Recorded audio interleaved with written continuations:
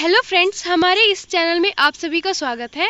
आज की इस वीडियो में हम आज की करंट अफेयर यानी 11 जून 2021 की करंट अफेयर को देखेंगे।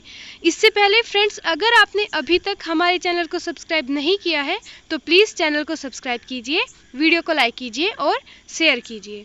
अब हम हमारा आज का पहला प्रश्न देखते हैं। हाल ही में मंगोलिया के राष्ट्रपति का पद किसने संभाला है? Option A Khaltmaa Battulga, option B Ukhnaa Khurelsukh, option C Assimi Goita या फिर option D Choguel Kokalla Maiga. इसका सही जवाब है ऑप्शन बी उखना खुरेलसुक। उखना खुरेलसुक ने मंगोलिया के 6वें राष्ट्रपति के रूप में पद को ग्रहण किया है। वह मंगोलिया पीपल्स पार्टी के राष्ट्रपति के उम्मीदवार थे और वर्तमान राष्ट्रपति खाल्तमा बतुल्गा की जगह लेंगे। अब इससे संबंधित महत्वपूर्ण जानकारी को देख लेते हैं जो एग्जाम के पॉइंट ऑफ व्यू से इम्पोर्टेंट है। मंगोलिया की राजधानी उलान बटोर है। मंगोलिया की मुद्रा मंगोलियाई टोगरोग है। अगला प्रश्न है, हाल ही में भारत की पहली CAR-T cell therapy ACTREC TMC को कहां आयोजित किया गया है? Option A Mumbai, option B Delhi, option C Bengaluru या फिर ऑप्शन डी देहरादून। इसका सही जवाब है ऑप्शन ए मुंबई। भारत का पहला chimeric antigen receptor T cell CAR-T therapy Mumbai Maharashtra में टाटा मेमोरियल सेंटर TMC के ACTREC में बोन मैरो ट्रांसप्लांट यूनिट में आयोजित किया गया था। नैदानिक परीक्षण भारतीय प्रौद्योगिकी संस्थान IIT मुंबई और TMC का संयुक्त प्रयास है। CAR-T के क्लिनिकल परीक्षण को जैविक प्रौद्योगिकी विभाग DBT द्वारा राष्ट्रीय biopharma mission biotechnology industry research assistant council BIRAC के माध्यम से समर्थित किया गया था। अब एग्जाम के पॉइंट ऑफ व्यू से इससे संबंधित महत्वपूर्ण जानकारी को देख लेते हैं। BIRAC की अध्यक्ष रेणु स्वरूप है। BIRAC के प्रबंध निदेशक अंजू भल्ला है। BIRAC का मुख्यालय नई दिल्ली में स्थित है। अगला प्रश्न है, हाल ही में किसने 3 प्रकार के वेंटिलेटर विकसित किए हैं? Option A ISRO, option B DRDO, option C IFFCO या फिर ऑप्शन डी IIT कानपुर। इसका सही जवाब है ऑप्शन ए इसरो। भारतीय अंतरिक्ष अनुसंधान संगठन इसरो ने 3 प्रकार के वेंटिलेटर विकसित किए हैं। यह प्राणवायु और स्वास्थ्य इसरो कोविड-19 महामारी की दूसरी लहर के दौरान नैदानिक उपयोग के लिए उद्योग को प्रौद्योगिक हस्तांतरित करने के लिए तैयार है। अगला प्रश्न है, हाल ही में किसने उच्च शिक्षा पर अखिल भारतीय सर्वेक्षण 2019-20 का नवीनतम संस्करण जारी किया है?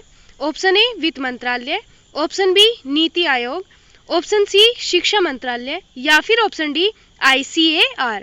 इसका सही जवाब है ऑप्शन सी शिक्षा मंत्रालय।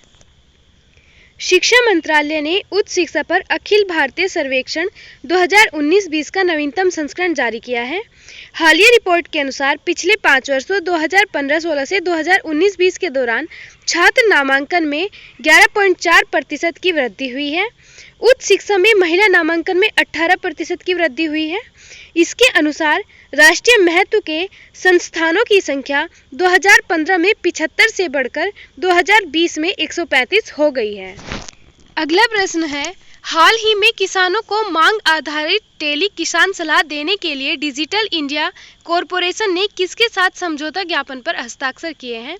Option A IFFCO, option B ICAR, option C ICMR या फिर ऑप्शन डी IIT दिल्ली। इसका सही जवाब है ऑप्शन बी ICAR।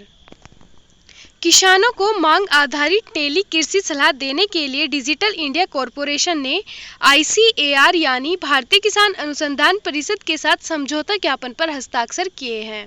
इस समझौता ज्ञापन का मकसद DIC के मौजूदा interactive information dissemination system IIDS platform को किसान सारथी कार्यक्रम के साथ एकीकृत करना है। अगला प्रश्न है, हाल ही में the cost of climate change in India report किसके द्वारा जारी की गई है? ऑप्शन ए नीति आयोग, ऑप्शन बी संयुक्त राष्ट्र पर्यावरण कार्यक्रम, option C Tata institute of social sciences या फिर option D overseas development institute. इसका सही जवाब है option D, overseas development institute. वैश्विक थिंक टैंक ओवरसीज डेवलपमेंट ने the cost of climate change in India report जारी की है। अगला प्रश्न है, हाल ही में फुटबॉल एसोसिएशन की पहली महिला अध्यक्ष कौन बनी है? Option A Debbie Hewitt, option B Adria Meza, option C Julia Gama या फिर ऑप्शन डी जोजिबिनी टूनजी। इसका सही जवाब है option A Debbie Hewitt. Corporate कार्यकारी और पूर्व आरएसी प्रमुख डेबी हेविट को फुटबॉल एसोसिएशन इंग्लैंड की पहली महिला अध्यक्ष के रूप में नियुक्त किया गया है। इसी के साथ अपने उत्तराधिकारी ग्रेग क्लार्क पर अनुचित टिप्पणियों पर उनके बाहर निकलने की अटकलें भी समाप्त हो गई हैं। फुटबॉल एसोसिएशन का गठन 1986 में हुआ था। इसने 2018 में परस्यूट ऑफ प्रोग्रेस पहल की शुरुआत की थी। एफए इंग्लैंड में स्थित फुटबॉल की गवर्निंग बॉडी है। अगला प्रश्न है, हाल ही में फेरारी का सीईओ किसे नियुक्त किया गया है? Option A John Elkann, option B Benedetto Vigna, option C David Mathan या फिर ऑप्शन डी फ्रैंक मेनारिया। इसका सही जवाब है ऑप्शन बी बेनेडेटो विग्ना। फेरारी ने बेनेडेटो विग्ना को अपनी कंपनी का नया सीईओ नियुक्त किया है।